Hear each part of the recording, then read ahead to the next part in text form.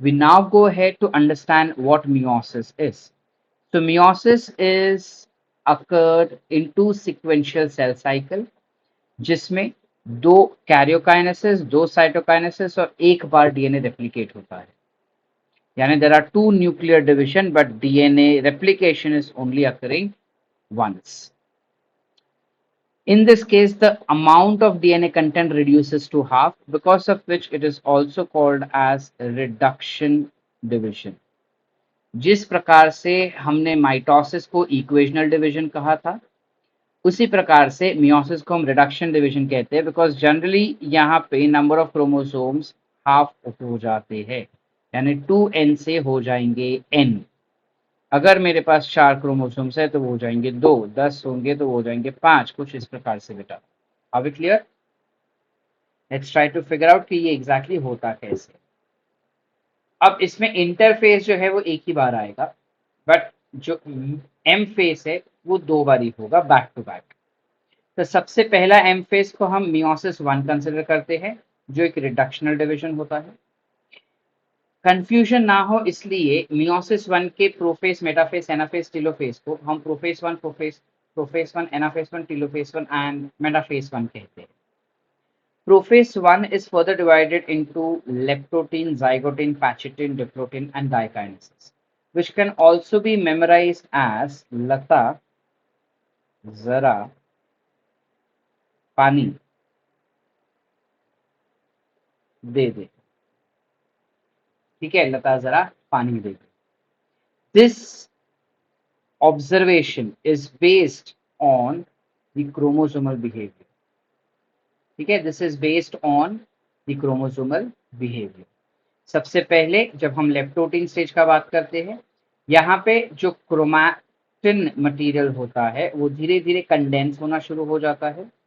अब जैसे ही ये क्रोमैटिन मटेरियल कंडेंस होगा, ऑटोमेटिकली वो एक थिन फिलामेंट या थिन थ्रेड जैसा दिखेगा, जिसमें हमें सेंट्रोमियर दिखना शुरू हो जाएगा. तो अगर हम ध्यान से देखें, this appears as beads on a string structure. वैसे से बीड ऑन स्ट्रिंग स्ट्रक्चर या फिर बुके स्ट्रक्चर भी कहते हैं, बिकॉज ये बुके जैसा दिखता है. ठीक है, इस पर्टिकुलर फेस में क्रोमोसोम्स दिखते हैं लेकिन ये थिन थ्रेड जैसे दिखेंगे, and this can easily be seen with the help of light microscope. Light microscope की मदद से हम इस चीज को काफी आसानी से देख सकते हैं. ठीक है, जाइगोटिन फेस को देखने के लिए हमें अब इलेक्ट्रॉन माइक्रोस्कोप का जरूरत पड़ेगा. इस फेस में क्या हो जाता है, तो इस फेस में जो क्रोमोसोम्स है, होमोलोगस क्रोमोसोम्स जो होते हैं, अब वो एक दूसरे को अट्रैक्ट करना शुरू करेंगे. किस प्रकार से अट्रैक्ट करेंगे एक दूसरे को, तो you have a force of attraction, जिसे हम कहते हैं synaptic force. This synaptic force of attraction will attract homologous chromosomes towards themselves, as we can see over here, and become pair. Can you see the pair? These pair of homologous chromosome is called as bivalent. क्यों bivalent कहते हैं इसे? Because ये दो है. इन्हें हम tetrad भी कह सकते हैं, बिकॉज 4 क्रोमैटिड्स है, तो इसे हम टेट्राड्स भी कह सकते हैं. ठीक है बेटा, ये जो पेयरिंग हुआ इसे हम कहते हैं साइनाप्सिस. ये फेनोमेनन को you call it as synapsis. Pair is called as bivalent, pairing is called as synapsis. काफी मजेदार फैक्ट है बेटा कि बाइवैलेंट और टेट्राड भले ही बनते जाइगोटिन फेस में है, लेकिन ये दिखाई हमको पैचिटिन फेस में दिखाई देते हैं. भले ही बनते ये जाइगोटिन फेस में है, लेकिन दिखाई ये पैचिटिन फेस में देंगे. ठीक है, अब जब बात करेंगे पैचिटिन फेस का, तो इसमें क्या होगा, फोर्स ऑफ अट्रैक्शन की वजह से दोनों क्रोमोसोम एक दूसरे को इस तरीके से एंटैंगल्ड हो जाएंगे, जिसे हम कहते हैं क्रॉसिंग ओवर. क्रॉसिंग ओवर में इस पर्टिकुलर डीएनए का कंटेंट इस पर्टिकुलर क्रोमोसोम में चला जाएगा और इसका कंटेंट इसमें चला जाएगा, यानी इसका कंटेंट इसमें गया और इसका कंटेंट जो है वो इसमें चला जाएगा. As we can see over here, content have got exchanged over here. ये जो एक्सचेंज है वो नॉन सिस्टर क्रोमैटिड्स के बीच में हुआ बेटा. ऑरेंज और pink are non sister chromatids, they are homologous but orange and orange will be sister, pink and pink will be sister. Because it is between orange and pink, so you call the exchanges between non-sister chromatids of homologous chromosome. This is one of the very important concept that you will need to memorize. क्या बेटा कि जब chromosome का crossing over हो रहा है तब ये क्रॉसिंग ओवर जो है वो non sister chromatids of homologous के बीच में हो रहा है. It is between homologous chromosome but non sister chromatids. Alright, ये जो स्ट्रक्चर यहाँ पे बन रहा है, ठीक है, क्रॉसिंग ओवर वाला, इससे हम कहते हैं रिकॉम्बिनेशन नोड्यूल्स, जो यहाँ पे हम काफी अच्छे से देख पाएंगे. अगर कुछ ऐसे हो रहा है तो ये जो स्ट्रक्चर यहाँ पे है इसे हम कहते हैं रिकॉम्बिनेशन नोड्यूल, गांठ बेसिकली. ठीक है, इस गांठ को हम आसानी से तोड़ सकते हैं with the help of endonuclease enzyme, और फिर इन क्रोमोसोम्स को हम जोड़ भी सकते हैं with the help of ligase enzyme. So endonuclease enzyme चीजों को तोड़ने का काम कर रहा है, इसलिए उसको मॉलिक्यूलर सीजर कह सकते हैं, और लाइगेज जो है वो जोड़ने का काम कर रहा है, इसलिए उसे मॉलिक्यूलर ग्लू कह सकते हैं. ठीक है, फिर से रिपीट कर रहा है यहाँ पे, क्रॉसिंग और occurs between non sister chromatids of homologous chromosomes. अब क्या हुआ, डीएनए कंटेंट जो है वो दोनों क्रोमोसोम से एक्सचेंज हो चुका है. जब डीएनए कंटेंट जो है वो दोनों क्रोमोसोम से एक्सचेंज हो चुका है तो उनके बीच में फोर्स ऑफ अट्रैक्शन ही खत्म हो जाता है. जब फोर्स ऑफ अट्रैक्शन खत्म हो गया यानी साइनैप्टोनिमल कॉम्प्लेक्स जो है वो डिसअपियर हो गया. अब साइनैप्टोनिमल कॉम्प्लेक्स क्या है सर, ये कॉम्प्लेक्स क्या है? This complex is nothing but it includes three different structures, which is what? Homologous chromosomes plus synaptic folds plus centrioles. Sorry, centromere of the chromosomes. ठीक है, ये तीनों मिलके बनाते हैं synaptonymal complexes, which will now get completely disappeared. This entire thing tends to get disappeared. Are we cleared बेटा? ये completely disappear हो जाता है. किस फेस में? डिप्लोटिन फेस में, जिसकी वजह से होमोलोगस क्रोमोसोम्स जो है उनके बीच में फोर्स ऑफ अट्रैक्शन खत्म हो जाने की वजह से अब वो एक दूसरे को रिपेल करना शुरू कर दिए. They start separating.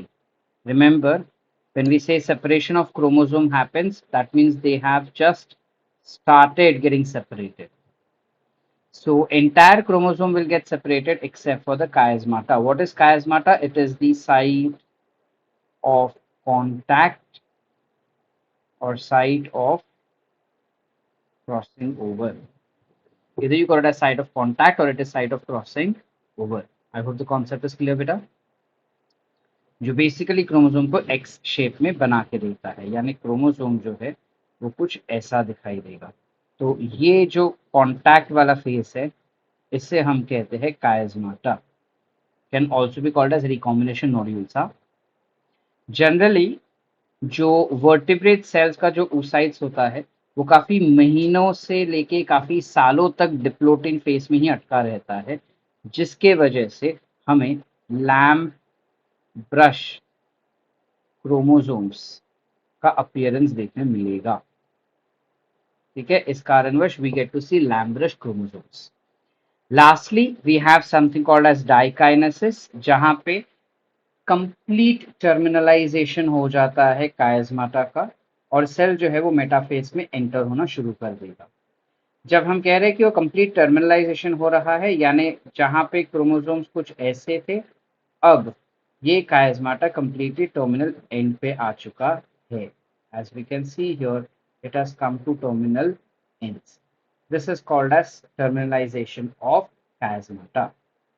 There is complete disintegration of nuclear envelope. Remember that disappearance of nuclear envelope will start during diplotin phase, but it will end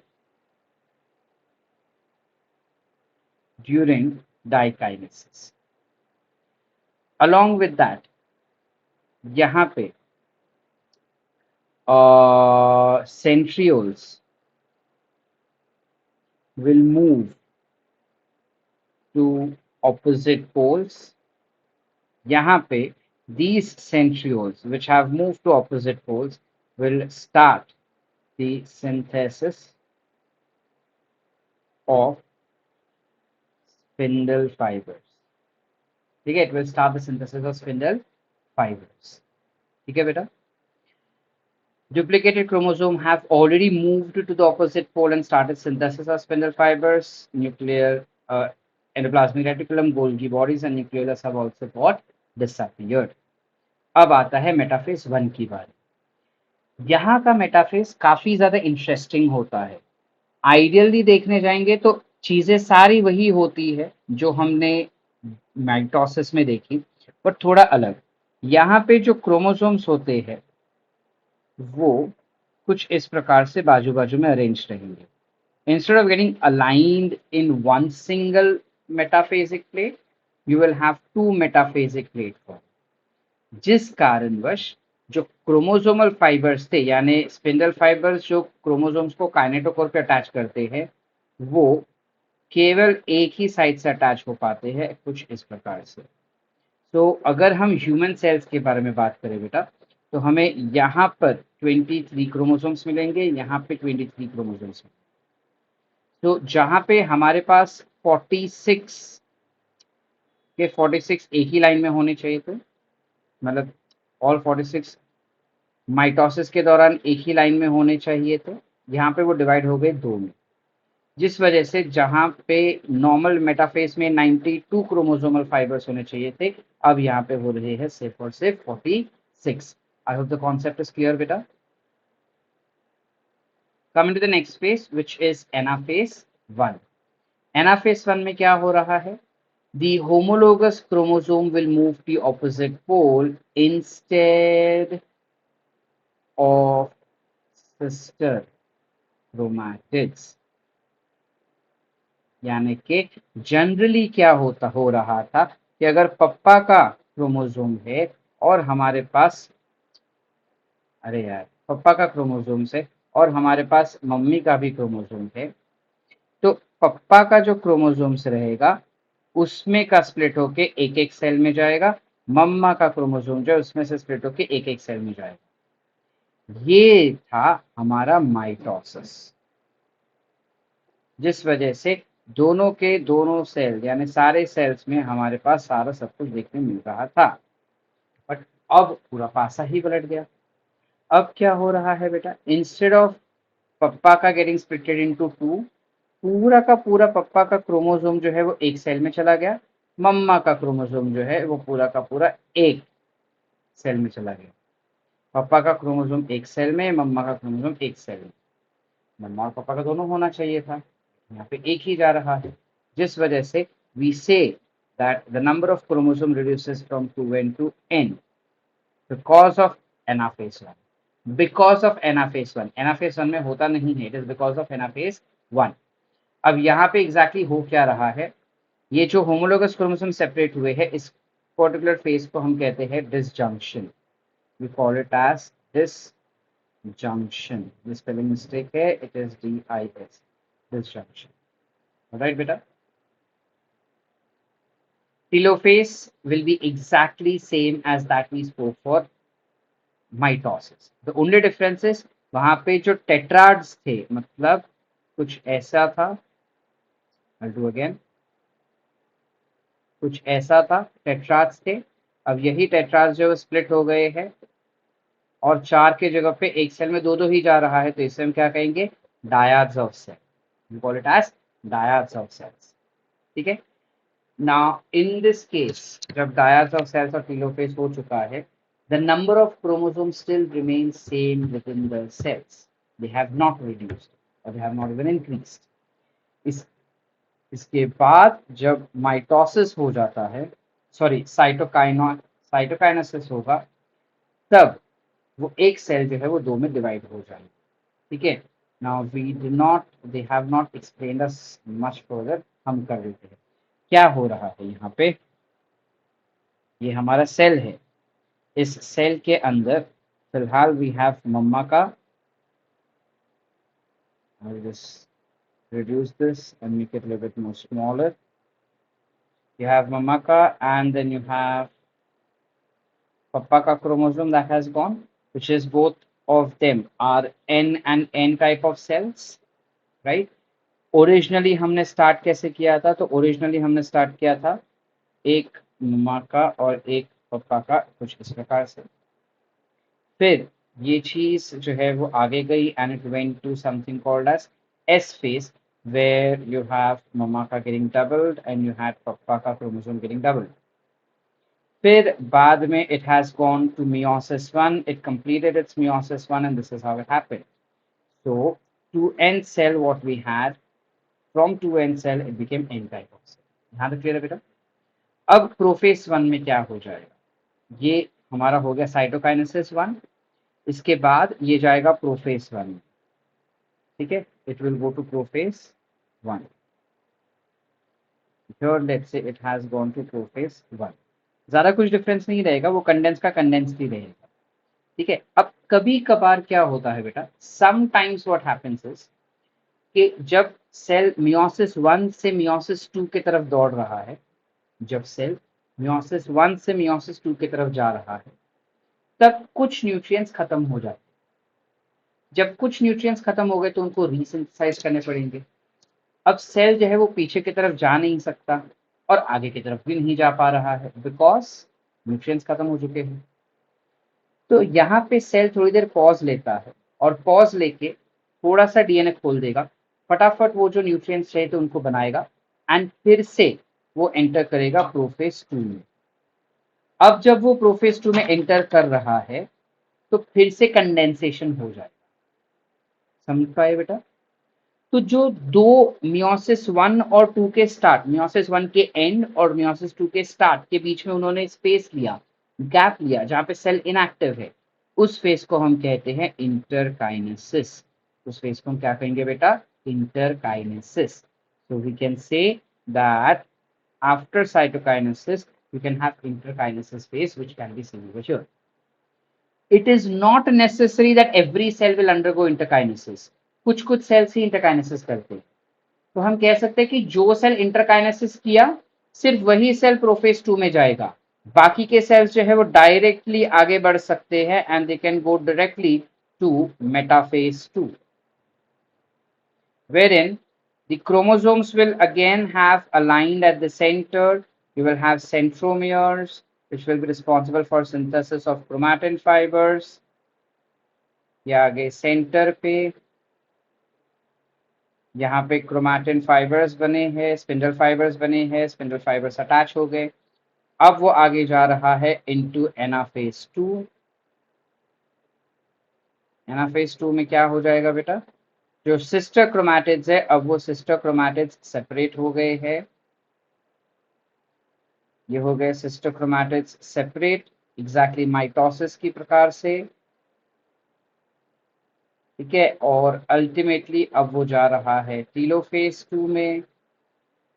telophase 2 में क्या हो गया? तो दो नए न्यूक्लियसेस बन चुके हैं और इन न्यूक्लियसेस में वापस से डीकंडेंसेशन हो चुका है।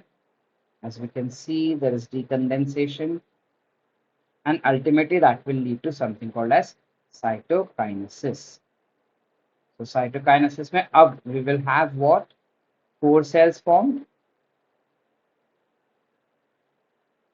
4 cells formed, which will of course have nucleus present in it.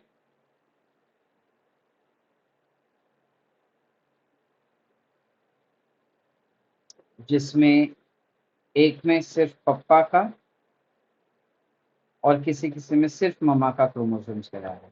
यानी we started from one blue and one red, and at the end we are getting just either blue or red. The number of chromosomes have reduced to half, which is 2n से हो गया n. This entirely that we have just derived right now is nothing but your meiosis 2. ठीक है? This entirely is nothing but meiosis 2. Are we clear beta? Did we understood the thing? Yes or no? ठीक है? अब जब हम meiosis 2 के बारे में बात, या मियोसिस के बारे में बात कर रहे हैं, what are the significance of meiosis? Meiosis होता क्यों है? क्या हो रहा है? Why is it required? So it is required because we need to conserve the number of chromosomes in a species. अगर meiosis नहीं होगा तो imagine करो 46 chromosomes from sperm cells, 46 chromosomes from egg cells will fuse together. When they fuse together, you will have 92 chromosomes. हमारे बच्चों में 92 chromosomes हो जाएंगे. वो 92 क्रोमोसोम्स हमारे बच्चे के जो भी स्पाउस है उनका 92 क्रोमोसोम्स कंबाइनिंग टुगेदर हमारे नाती में कितने हो जाएंगे 182 क्रोमोसोम्स 184 क्रोमोसोम्स. ये तो बढ़ते जाएगा ना, बट ऐसा होता नहीं है. यानी कि नंबर ऑफ क्रोमोसोम्स एक स्पीशीज में कंजर्व करने का काम मियोसिस करता है. मियोसिस जो होता है वो जेनेटिक वेरिएबिलिटी भी ला पा रहा है बिकॉज ऑफ पैचिटिन फेस. पैचिटिन फेस की वजह से क्रॉसिंग ओवर हुआ जिस वजह से वेरिएबिलिटी आ पा रहा है. ठीक है, और ये वेरिएबिलिटी की वजह से रॉ मटेरियल जो है वो इवॉल्व होने का चांस रखता है. Are we clear? Special cells as we discussed. Meiosis के लिए you will have meiocytes. So which all cells can be considered as myocytes? Gamete mother cells, spore mother cells, and zygospore can be considered as myocytes. When we talk about meiosis, तीन प्रकार के meiosis thus हो जाएंगे. You have zygotic meiosis जहाँ पे zygote जो है वो meiosis करेगा, जो ज्यादातर अलगे में और कुछ फंगाई में दिखाई जाता है या दिखता है हमें. स्पोरिक मियोसिस जो ज्यादातर स्पोर मदर सेल्स में दिखते हैं, यानी मेगास्पोर, माइक्रोस्पोर, उन सब में देखा जाएगा. Gametic meiosis is of course gamete mother cells में दिखाई दिया जाएगा, जैसे यहाँ पे हम देख रहे हैं स्पर्म सेल्स और एग सेल्स में होता है. याद रखना बेटा, प्लांट सेल्स हो या एनिमल सेल्स हो, एक बेसिक ट्रिक बता रहा हूं कि जो मेल्स होते हैं वो मियोसिस के दौरान, मेल सेल्स जो है वो मियोसिस के दौरान एक सेल से हमें 4 सेल्स दे पाते हैं. लेकिन जो फीमेल्स होती है वो मियोसिस के दौरान एक सेल से हमें एक ही सेल देती है. बाकी के 3 जो होते हैं these are identified to be as degenerative cells. These are degenerative cells. यानी ये सेल्स जो है वो मर जाते हैं, ये सेल्स जो है वो मर जाते हैं, जिस वजह से एक पर्टिकुलर फीमेल गैमीट जब मियोसिस करेगा या एक पर्टिकुलर फीमेल मियोसाइट मियोसिस करेगा तो वो एक ही गैमीट दे पाता है, जबकि एक मेल मियोसाइट अगर मियोसिस करेगा तो वो 4 गैमीट देगा. तो कैलकुलेशंस अकॉर्डिंगली हमें करनी है. ठीक है.